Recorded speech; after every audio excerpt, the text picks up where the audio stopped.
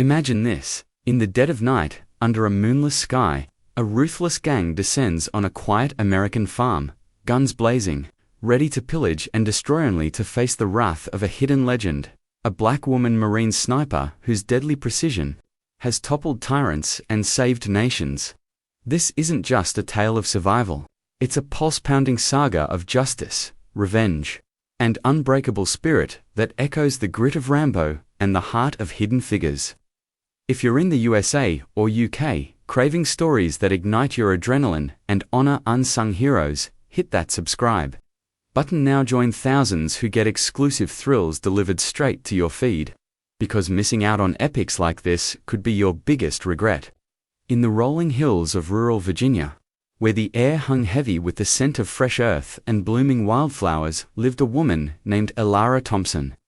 At 52 years old, she was the epitome of quiet strength, her skin a deep mahogany that gleamed under the sun as she tended to her modest farm. The property had been in her family for generations, passed down from her great-grandparents who had escaped the chains of slavery and built a life from the unforgiving soil. Elara had inherited it after her parents passed away in a tragic car accident 15 years prior, and she had poured her soul into it, raising chickens, growing vegetables, and even keeping a small herd of goats that provided milk and companionship. To the locals, she was just Miss Elara, the reclusive widow who rarely ventured into town except for supplies. Always polite but distant, her eyes carrying a shadow that hinted at untold stories. No one knew that beneath her simple flannel shirts and worn jeans lay the scars of a warrior, a legendary Marine sniper whose name had once struck fear into the hearts of enemies across distant battlefields. Elara had served 20 years in the United States Marine Corps, enlisting right out of high school in the late 1980s, driven by a fierce determination to prove herself in a world that often dismissed black women as lesser. She had risen through the ranks with unparalleled skill, her steady hand and eagle eye earning her the moniker Shadow Eagle among her comrades. In the deserts of Iraq during Operation Desert Storm, she had taken out high-value targets from over a mile away, her bullets whispering death before the echo could betray her position. Later, in the mountains of Afghanistan, she had saved an entire platoon by picking off Taliban insurgents one by one during a brutal ambush, her actions earning her the Navy Cross, though she had turned down the public ceremony, preferring anonymity. Retirement had come after a mission gone wrong in Somalia, where a stray RPG had shattered her left leg, forcing her into medical discharge. She had returned home, bought prosthetics that allowed her to walk with only a slight limp, and buried her past deep within the earth of her farm, vowing never to pick up a rifle again.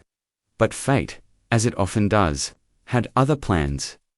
It started on a crisp autumn evening in 2025, the leaves turning shades of amber and crimson as the sun dipped below the horizon.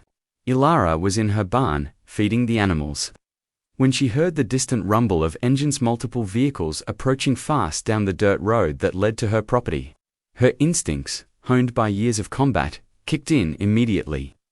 She froze, listening intently. The sounds were aggressive, not the casual hum of neighbors or delivery trucks.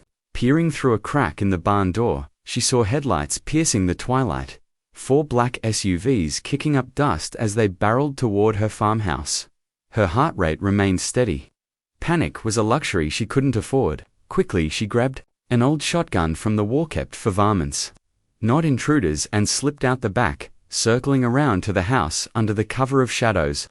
Inside, she bolted the doors and windows, her mind racing through defensive strategies. Who were these people? She had no enemies that she knew of, no debts, no feuds.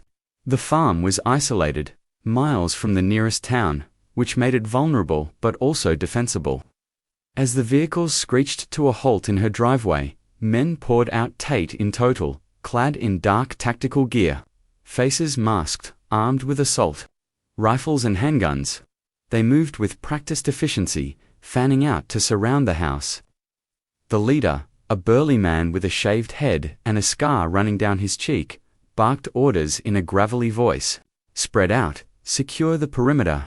The old ladies alone should be easy pickings. Grab the cash, the guns, whatever's valuable, and torch the place. Ilara's blood ran cold. This wasn't a random burglary.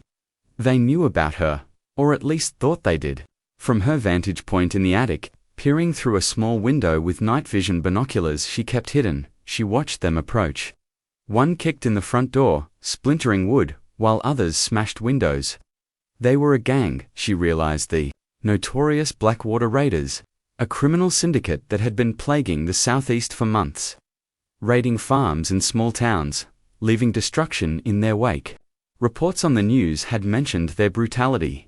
Farmers beaten, homes burned, lives ruined. But why her? She had nothing of obvious Voluno visible wealth, just a simple life, as the intruders stormed inside. Ransacking drawers and cabinets, Ilara made her decision. She couldn't call the police.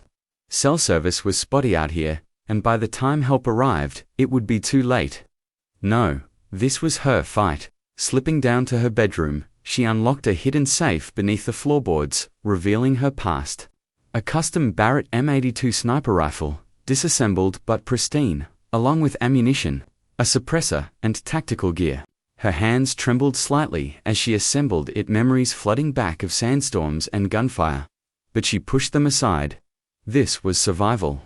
Positioning herself at the attic window again, she took aim through the scope. The first shot was silent, the suppressor muffling the crack as a .50 caliber round pierced the night.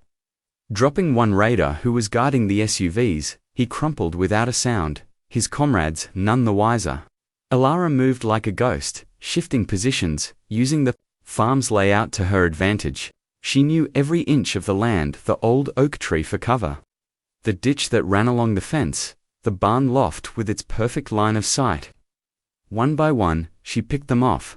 A headshot to the man searching the kitchen, another to the one looting her living room. Panic set in among the gang as bodies fell. "What the hell? We're under fire," the leader shouted, diving behind a couch. "Find the shooter." They fired blindly into the darkness, bullets riddling the walls, but Ilara was already elsewhere, her prosthetic leg aching but holding firm as she crawled through the